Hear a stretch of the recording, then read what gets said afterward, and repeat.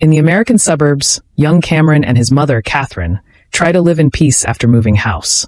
Apparently, Mike, the young man's father, was an abusive husband, and since the divorce, he has been following his wife, forcing her to move cities constantly. One night, Catherine suspects that her ex has returned when she sees his car parked in front of her house.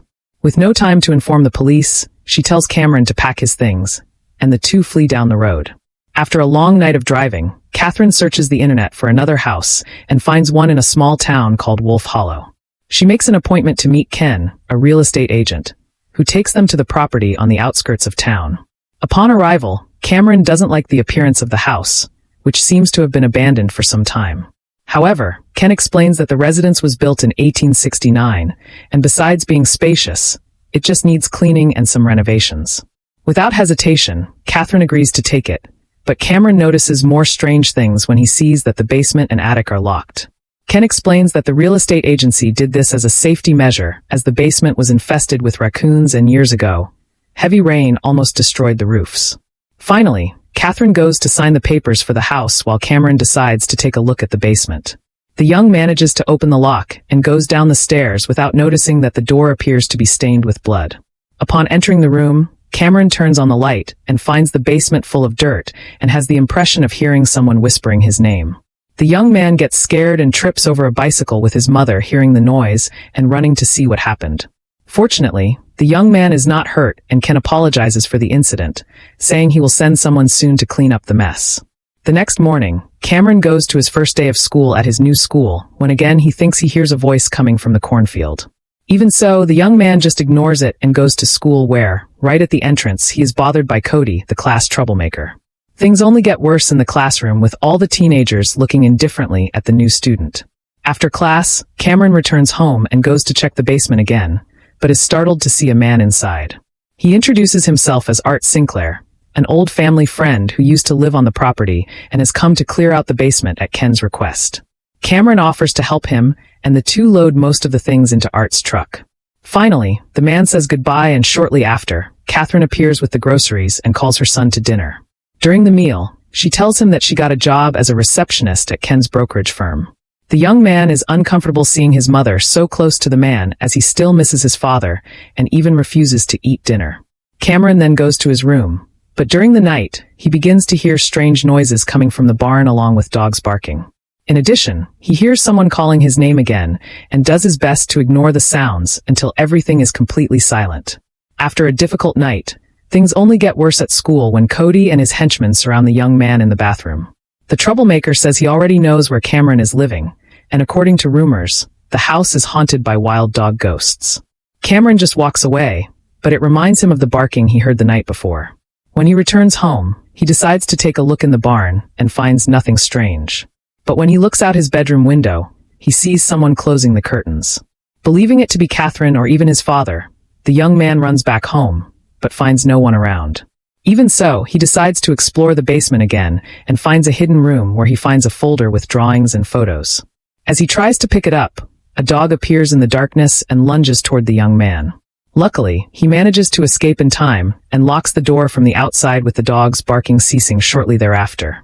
After this scare, Cameron returns to the room and begins to search through the files until he finds a photo of the couple, Frank and Evelyn McDavish. Along with the photo, he finds drawings made by the couple's son, a boy named Jackie. However, the drawings become increasingly macabre, which only makes Cameron curious about the family that lived in the house. He then begins an investigation on the internet, but finds no information about the McTavish family. When night falls, Cameron tries to sleep, but hears strange noises coming from the door. When he gets up, he comes across a mysterious boy sitting at his desk who starts walking towards him. Cameron panics and tells him to go away, with Catherine coming into his room and turning on the light. She asks what happened, but when Cameron looks at the desk, the mysterious boy has disappeared. Believing that Cameron is having difficulty adjusting to the new house, she lets him stay home to rest. The next day, as soon as Catherine leaves for work, Cameron rests in his room when once again he encounters the same boy from the night before holding a jar of marbles. The boy reveals himself to be Jackie, the same one who made the drawings, and he says he misses his parents. The young man also says that his father put guard dogs on the property shortly after his mother disappeared. Cameron asks how she disappeared, but before he gets an answer, his cell phone rings and Jackie disappears from the room. The young man begins to question whether Jackie was even real and decides to go to Art's house in search of more answers. Arriving at his house, Cameron does not find the man, but while searching the place, he finds a photo of Jackie and his parents. Everything indicates that Art had a connection with them, and Cameron hurries back home when he hears Jackie's voice, who appears in the cornfield. However, in addition to him, wild dogs appear and chase after Cameron, who runs as fast as he can to his house. There, he runs into Catherine and tells her not to open the door as he has been chased by a pack of dogs. Confused, the young man's mother decides to look outside. But there is nothing around the house. Despite this, Cameron is sure that his visions are real and decides to continue investigating. Another day passes and the young man returns to school, but during recess, no one wants to sit next to him. He then goes to the table where he meets a little boy named Ben who is also alone, and the two soon become friends. Cameron asks if he knows anything about the McTavish family, and Ben replies that according to rumors, Frank and his family perished inside the house. Shortly after this tragedy, Ben says that Cody's grandmother, Hannah, went to the authorities and said that Frank had been eliminated by his own dogs. Not only that, but days earlier, he had eliminated his wife after discovering that she was having an affair with Hannah's brother. However, the authorities found no evidence to support this story, and shortly thereafter, Hannah was admitted to a psychiatric hospital. Ben continues to tell the story, but Cody realizes that the young man is talking about his family and knocks him off his chair. Cameron becomes enraged and starts a fight with the troublemaker, managing to punch the lunatic in the face. The fight continues, but the two are interrupted by the school principal, who punishes them with a week suspension. Upon learning of the incident, Catherine goes to pick up Cameron, who tries to explain himself to his mother, but she is furious to learn that her son was fighting just as his father used to do. Angry at his mother's words, Cameron returns to his room, and when night falls, he tries to call Jackie. The young man's spirit returns and Cameron asks for answers about what happened on the farm. He reveals that in the past, Art was his best friend, and the only one who knew his parents' secret. Jackie then shows Cameron a memory of his parents with Frank beating his wife in the same room where Cameron is sleeping. However, when he does this, the young man begins to incorporate this memory, repeating the phrases spoken that day and moving just like Frank. As a result, Cameron unintentionally begins to hit the wall, drawing the attention of Catherine, who rushes to see what happened to her son. Finding him out of his mind, Catherine hugs him, causing Cameron to return to normal. After this incident, she calls her son to talk the next day, saying she will seek specialized help for Cameron. However, the young man insists that he has seen real things and needs to find out the truth about what happened in the house. Catherine tries to convince her son to give up on this, but Cameron just leaves the table and goes back to his room. Soon after, the young man hears Jackie's voice, who this time calls him to accompany him through the forest. Cameron accepts, and following Jackie's voice, he finds a cabin in the middle of a clearing. Upon entering, the young man finds marbles inside a box very similar to the ones Jackie had. Seconds later, Art appears on the scene holding a rifle and tells the young man to be more careful as it is hunting season, and he could have been hit by a shot. Cameron thanks him for the warning and tells him what he has discovered about Jackie and their friendship. However, this subject makes Art uncomfortable, and he asks the young man to leave and put it behind him. Nevertheless, Cameron remains obsessed with discovering the truth. And during the night, he hears someone calling him at the door. The young man believes it is Jackie, but it is his father, Mike, who appears on the other side, calling him to come to the attic. Cameron follows him, but as he climbs the stairs, he sees not only Frank McTavish, but also Evelyn and her lover, Matthew. The young man is frightened to see the deceased in front of him. But everything gets worse when he sees his mother, her body contorting, and her skin becoming paler and paler. This terrifying sight wakes Cameron up, and he realizes that it was all just a nightmare. However, the young man decides to continue his investigation, and upon returning to school after his suspension, he meets Ben and asks him where Cody's grandmother was admitted. Then, without his mother's knowledge, Cameron goes to the psychiatric hospital and goes unnoticed by the receptionist until he finds Hannah's room. Upon entering, he says he is a friend of Cody's who has come to talk to her about a history project. He then asks about what happened to Matthew and his involvement with Evelyn McTavish. However, upon hearing her brother's name, Hannah becomes upset and starts screaming, saying that she was put in that place because no one believed what she said.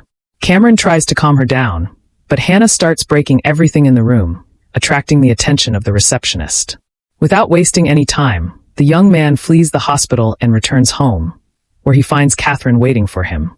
She says she was informed by the principal that Cameron did not go to class and demands to know where he was.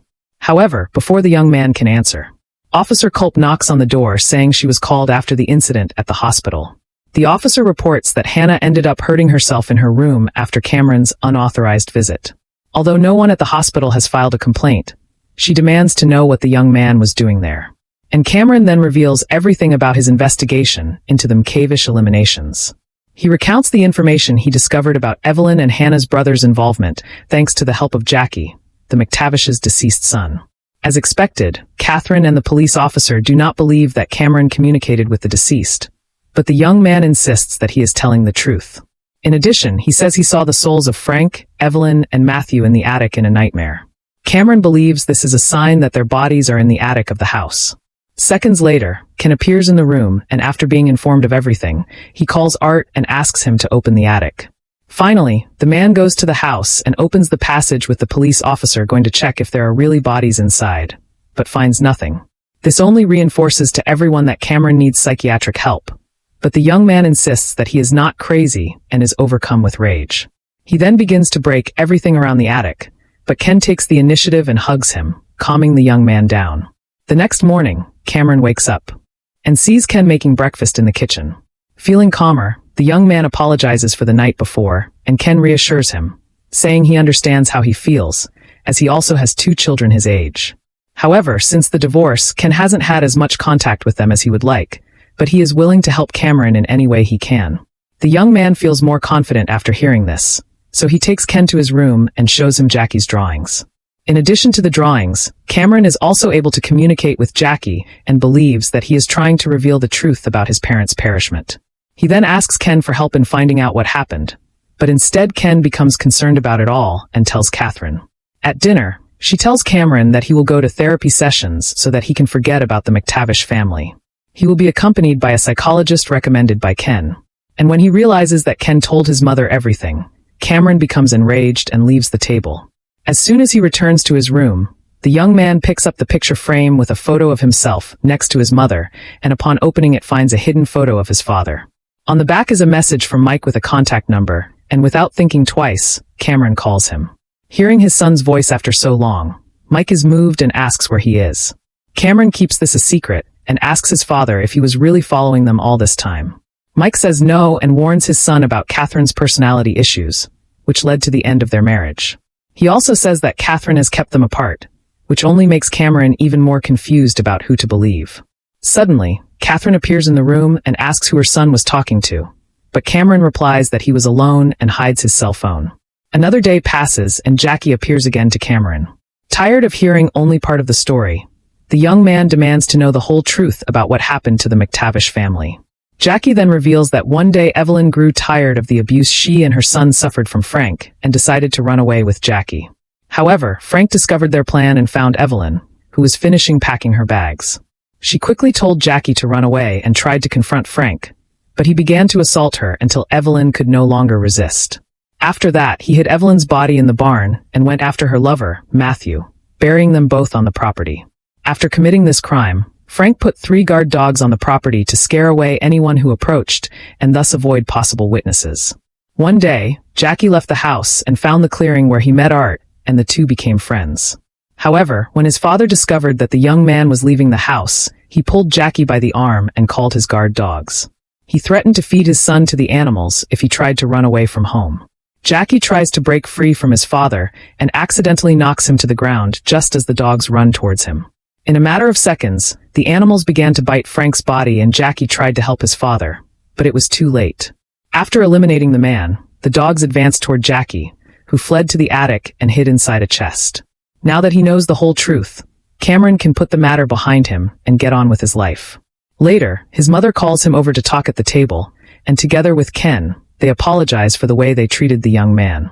In addition, she reveals that she is in a relationship with Ken, and Catherine promises her son that there will be no more secrets between them. Cameron accepts their apologies and supports their relationship, finally managing to reconcile with his mother. After dinner, the young man goes to study in his room when suddenly he hears dogs barking outside. Looking out the window, he sees the shadow of a man in the barn window and runs to warn his mother.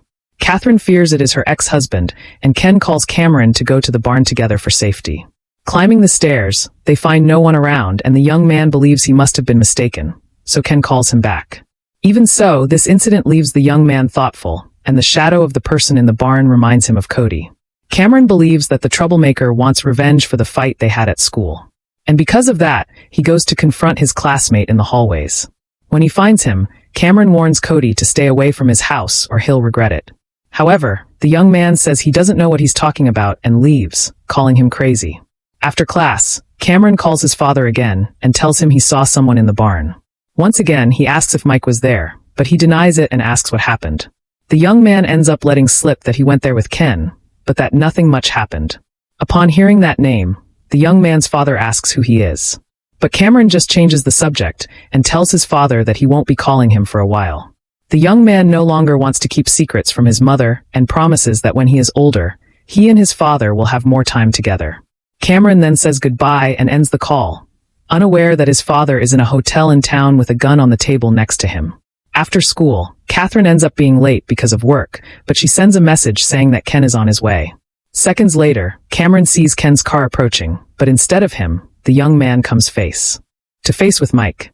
Frightened, Cameron tries to call Ken, but discovers that his cell phone is on the passenger seat. The young man asks what happened to him, but his father tells his son to get in the car.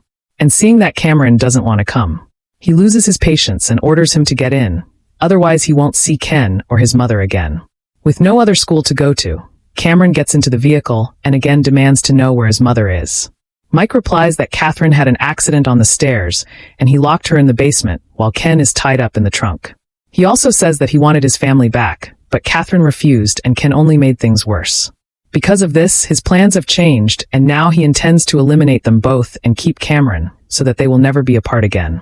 Seeing that his mother was right about Mike, Cameron pulls the steering wheel, causing the car to stop in the middle of the road. He then manages to escape from the car and runs towards the forest with his father following him, holding the gun in his hand. In the fog, Cameron asks Jackie for help, and the young man uses his voice to guide his friend through the forest. Finally, Cameron hides behind a fallen tree, but Mike finds him and pulls the young man by his legs. He insists that his son come with him, but Cameron refuses and tries to break free from his father. Mike becomes enraged and pulls a gun on his son, with Cameron discovering that his father is a violent and abusive man, just as Frank was to his wife and son. Unfortunately for Mike, before he can do anything to Cameron, the three dogs appear and attack him. He tries to resist but ends up suffering the same tragic fate as Frank McDavish, and Cameron is forced to flee, leaving his father behind. On the way, he ends up meeting Art, who hugs the young man and tells him to calm down, saying that everything will be okay. After this tragedy, Art takes the young man back home, where he finds Ken and Catherine safe and sound. Minutes later, the police arrive at their house, informing them about Mike's body, which they found in the middle of the forest. The strangest thing is that according to the officer, the city has not had wild dogs or wolves for many years. Cameron knows that those were the spirits of Frank's dogs who continue to inhabit the area and eliminate anyone who threatens the property. Finally, the police officer believes what Cameron said about the eliminations of the McTavishes and Matthew. But the question remains as to how Jackie perished. Art then reveals that after Frank's perishment, Jackie hid inside a trunk in the attic and stayed there all night. Unfortunately, the house was hit by a severe storm which destroyed part of the roof, with the debris collapsing on top of Jackie. The next day, Art found his friend's body and in his honor buried him near the clearing, as that was the only place where he had been happy. With this mystery revealed, Cameron says that Jackie told him where Evelyn and Matthew were buried and leads the police to the barn. Hours later, the police found the bodies of the two victims. And after this traumatic experience, Cameron, Catherine, and Ken return home. More days pass, and the family goes to the clearing where they find Jackie's grave in the snow. Cameron then hands him the jar with the marbles in honor of the boy who was the victim of such a cruel fate. Despite everything, he wishes Jackie could rest in peace and leaves with Catherine and Ken, the three of them willing to leave the past behind and start their lives over. So, what did you think of this movie? Leave it in the comments below. And if you liked the video, like and subscribe for more movie recaps. See you next time.